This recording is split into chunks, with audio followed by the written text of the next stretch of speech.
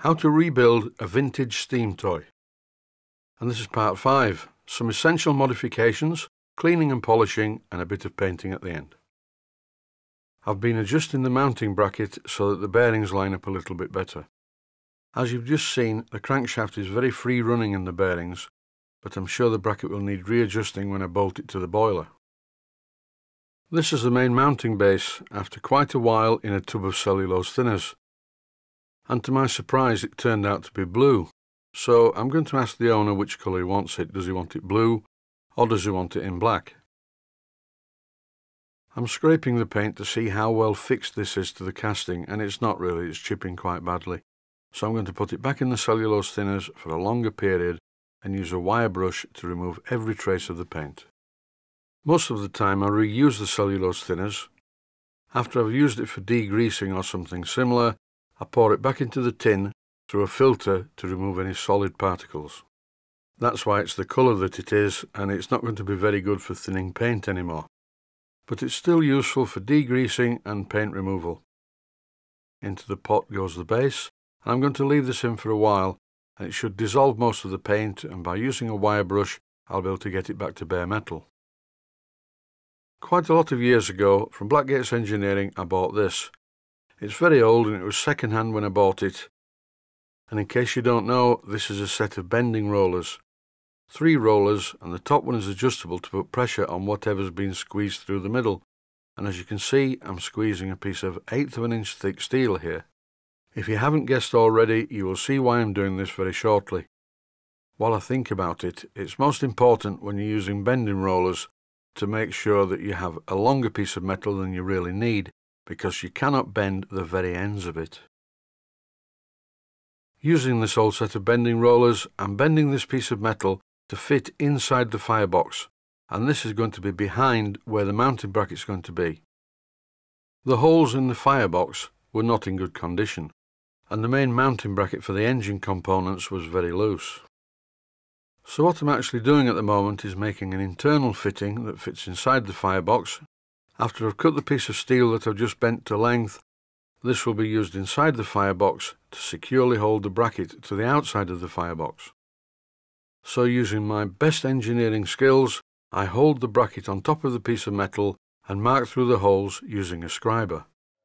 Over now to the drilling machine, and as always I'm using a centre drill first to accurately position the hole, followed by a tapping size drill for 6BA. This twist drill is 2.3mm in diameter, and according to all the tables that I've seen, that is the correct diameter twist drill for tapping 6BA holes. This is quite a hard piece of steel. I can tell that because the twist drill is making very unpleasant noises. Thankfully the twist drill survived the ordeal, and here I'm tapping the holes in the bracket using a 6BA tap, and as a lubricant I'm using some of my oil mixture, which once again is 50% steam oil, 25% machine oil and 25% rapeseed oil from the supermarket. This mixture always seems to do the trick, and I find it quite useful for tapping. In my workshop I have various tubs of tapping compounds, but generally I use this oil mixture because the oil can is always at hand. I've drilled clearance holes in the firebox and also in the actual mounting bracket that holds the cylinder, and here you can see how it's going to work. The part that I've just made will fit inside the firebox. Over now to a bit of essential work on the boiler. The water gauge has been sealed with car body filler, and this is a bit of a mess, so I'm using this tool to clean it off. This is not what it seems. It's not a grinding disc as such. It's a rubber wheel that has diamond in it, so it is fairly abrasive, and I'm being very careful not to go through the boiler. These things are very cheap. They come from China in packets of about 10 or so, and they're all different shapes. A friend of mine from the USA sent me some, and at first I didn't know what they were. I thought, oh, do you stick sandpaper on the end of these or what? Then I read what it said on the packet. And written on the packet in the very best Chinese English were the words rubber and diamond. And here's the finished job, looking a lot cleaner than it did originally. So now it's time to give the manometer or the pressure gauge the same treatment. I cleaned it up initially using my polishing spindle, and I'm finishing it off with some Brasso wadding. Brasso wadding has been available for many years, and it's still really good for cleaning metal, as you can see here. This manometer has a steel back, so I think I'll end up painting this just to stop it rusting. What I'm doing at the moment is checking which thickness of shim washer I need to make it so that the manometer faces forward.